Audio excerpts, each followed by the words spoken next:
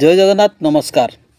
आसतु नजर पकेबा मयूरभंज जिलार आज top news update कौन कौन सब रही किंतु पूर्व आपण मानक गोटे अनुरोध वीडियोटी को संपूर्ण देखंतु आ जो मैंने प्रथम करी चैनल को आछंती सब्सक्राइब करंतु जाफल प्रत्येक नूतन वीडियो नोटिफिकेशन आपण सर्वप्रथम पाई परिबे। आज प्रथम खबर छिड़ा होता ट्रक को पिटला टाटा एसी जड़े मृत। घाटशिला अंतर्गत फुलडुंगरी निकट में दिवा 3 घटिका समय एक मर्मन्तुद सड़क दुर्घटना जनकर मृत्यु होती। सूचना अनुसार टाटारू एक टाटा एसी गाड़ी जोगे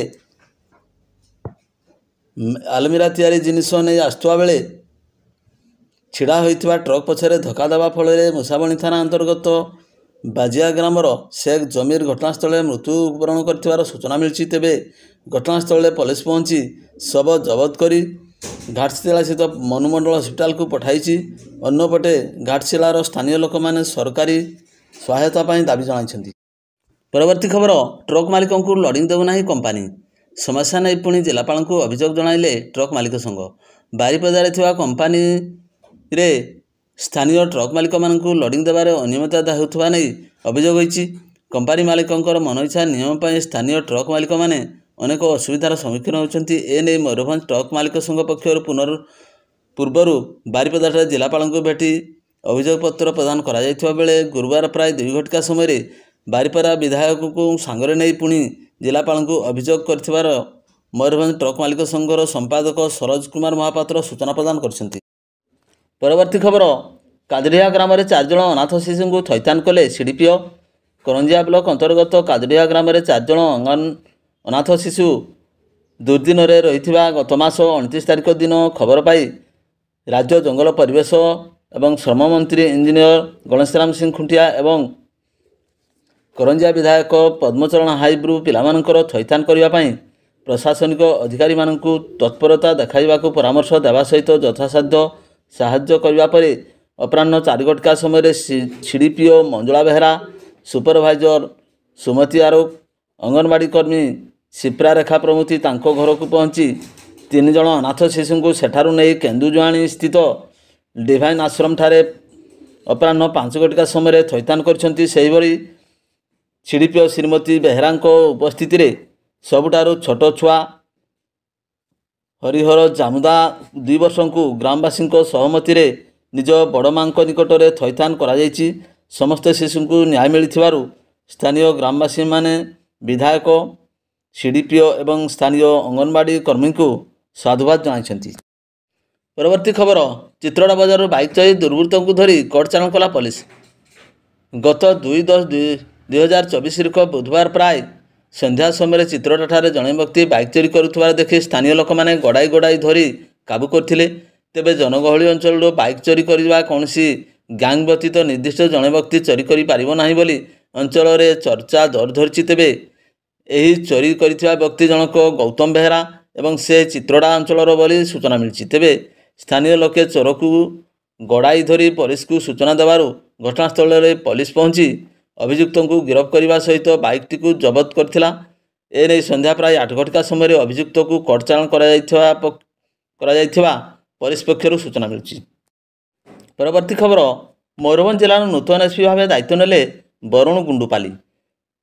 पुलिस मुख्यालय ठारे स्वागत संबर्धना ज्ञापन। गुरुवार दिन प्राय 2:30 समय मयूरभंज जिलार नूतन एसपी भाव दायित्व नेले वरुण गुंटुपाली। जिला पुलिस मुख्यालय ठारे पुलिस विभाग पक्षरु तांकु पुष्पगुच्छ दे स्वागत करा जायथिला।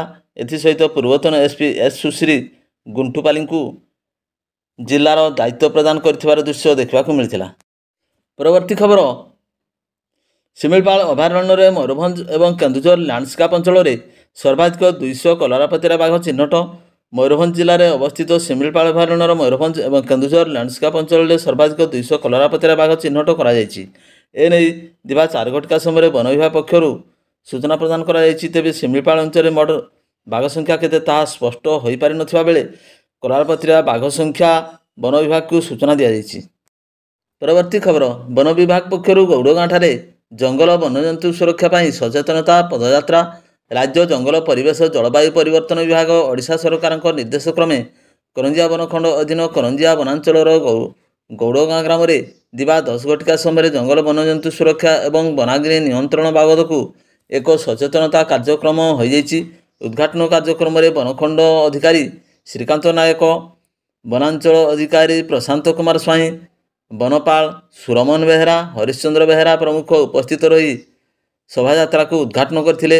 ଏଥିରେ ସମସ୍ତ ବନପାଳ, ବନରକ୍ଷୀ, ସ୍ଥାନୀୟ ବନ ସୁରକ୍ଷା ସମିତିର କର୍ମକର୍ତ୍ତା ଓ ଗ୍ରାମବାସୀମାନେ ମଧ୍ୟ ଯୋଗ ଦେଇ ଲୋକଙ୍କୁ ବନାଗ୍ନି ନିବାରଣରୁ ଏବଂ ବନ୍ୟପ୍ରାଣୀଙ୍କୁ ସୁରକ୍ଷା ଦେବା ବାବଦକୁ ସଚେତନତା କରିଥିଲେ। ପରବର୍ତ୍ତୀ ଖବର, ବଡ଼ସାହି ଥାନା ଅଧୀନ ବେଲପାଳ ସାମିଲ ପୁରୁଣା ପାଣିରେ ଗଛ କଟାକୁ କେନ୍ଦ୍ର କରି ସ୍ୱାମୀ, ସ୍ତ୍ରୀ ଏବଂ ପୁଅକୁ ସଂଘବଦ୍ଧ ଆକ୍ରମଣ ସହ ହତ୍ୟା ଧମକ ଦେବାରେ ମାମଲା ରୁଜୁ।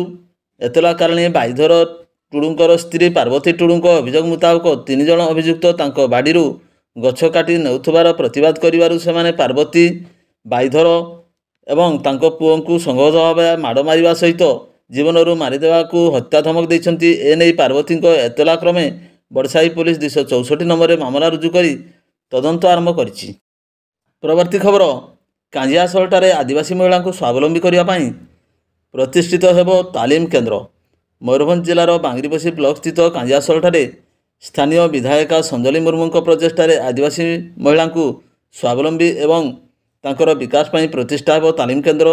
ସ୍ଥାନୀୟ ବିଧାୟିକାଙ୍କ ପ୍ରଚେଷ୍ଟାରେ ଏହି ତାଲିମ କେନ୍ଦ୍ରଟି ITDA ତରଫରୁ କରାଯାଉଥିବା ବେଳେ ଏହି ତାଲିମ କେନ୍ଦ୍ରରେ ମହିଳାମାନଙ୍କୁ ବିଭିନ୍ନ ବୃତ୍ତିଗତ ତାଲିମ ପ୍ରଦାନ କରାଯିବ। ଏନେଇ ଦିବା 4 ଘଟିକା ସମୟରେ ବିଧାୟିକା ସୂଚନା ପ୍ରଦାନ କରିଛନ୍ତି। ପରବର୍ତ୍ତୀ ଖବର, ବେତନଟୀ ଥାନା ଇଲାକାରେ ଜୈନିକା 16 ବର୍ଷିଆ ନାବାଳିକା ହଠାତ୍ ଘରୁ ନିଖୋଜ ହୋଇଥିବା ଘଟଣାରେ ଗୁରୁବାର ରାତି 9ଟାରେ ମାମଲା ରୁଜୁ କରି ତଦନ୍ତ ଆରମ୍ଭ କଲା ବେତନଟୀ ପୋଲିସ। ଏତଲାକାରଣୀ 16 ବର୍ଷିଆ ନାବାଳିକା ପୀଡ଼ିତାଙ୍କ ମାଙ୍କ ଅଭିଯୋଗ ମୁତାବକ ତାଙ୍କର ଝିଅ ଘରୁ ହଠାତ୍ କେଉଁଆଡ଼େ ନିଖୋଜ ହୋଇଯାଇଥିଲା। ବିଭିନ୍ନ ସ୍ଥାନରେ ଖୋଜାଖୋଜି କରି ନିରାଶ ହେବା ପରେ ଶେଷରେ ଗୁରୁବାର ବେତନଟୀ ଥାନାର ଦ୍ୱାରସ୍ଥ ହୋଇଛନ୍ତି। ଏନେଇ ବେତନଟୀ ପୋଲିସ 296 ନମ୍ବରରେ ଏକ ମାମଲା ରୁଜୁ କରି ତଦନ୍ତ ଆରମ୍ଭ କରିଛି। ପରବର୍ତ୍ତୀ ଖବର, ରାଜଗଞ୍ଜପୁର ବାରିପଦା ମୁଖ୍ୟ ରାସ୍ତାରେ ଥିବା ମୂଷାମାରୀ ଛକରୁ ବାରମ୍ବାର ଚୋରି ଘଟଣା ବ୍ୟବସାୟୀଙ୍କ ସମେତ ସାଧାରଣ ଜନତାକୁ ବ୍ୟଥିତ କରିଛି। ପୁଲିସ ପାଇଁ ମଧ୍ୟ ଏହା ମୁଣ୍ଡବଥାର କାରଣ ପାଲଟିଯାଇଛି। ସୂଚନା ଅନୁଯାୟୀ ପୁଣି ମୂଷାମାରୀ ଛକରେ ଥିବା ଏକ ତେଜରାତି ଏବଂ ଟେଲର ଦୋକାନରୁ ଚୋରି ହୋଇଛି। ଖବର ପାଇ ପୋଲିସ ଘଟଣାସ୍ଥଳକୁ ଯାଇ ତଦନ୍ତ କରିଛି। ଏ ବାବଦରେ ଲିଖିତ ଅଭିଯୋଗ କରିବାକୁ କୁହାଯାଇଥିଲେ ବି ବ୍ୟବସାୟୀମାନେ ପୁଲିସର କାର୍ଯ୍ୟଦକ୍ଷତାକୁ ନେଇ ଅସନ୍ତୋଷ ପ୍ରକାଶ କରି ଅଭିଯୋଗ କରିନଥିବା ଜଣାଯାଇଛି। କିଛିଦିନ ତଳେ ମୂଷାମାରୀ ଛକରେ ପୂର୍ବ ରାସ୍ତା ପାର୍ଶ୍ୱରେ ଥିବା ଏକ ଲୁଗା ଦୋକାନରେ ତାଲା ଭାଙ୍ଗି ଦୁର୍ବୃତ୍ତମାନେ ଲକ୍ଷାଧିକ ଟଙ୍କାର ଜିନିଷ ଚୋରି କରି ନେଇଥିଲେ। ଏ ସମ୍ପର୍କରେ ରାଜଗୋବିନ୍ଦପୁର ଥାନାରେ ମାସେ ତଳୁ ଅଭିଯୋଗ ହୋଇଥିଲେ ବି ପୁଲିସ ଲୁଟିଆକୁ ଠାବ କରିବାକୁ ସକ୍ଷମ ହୋଇପାରିନି।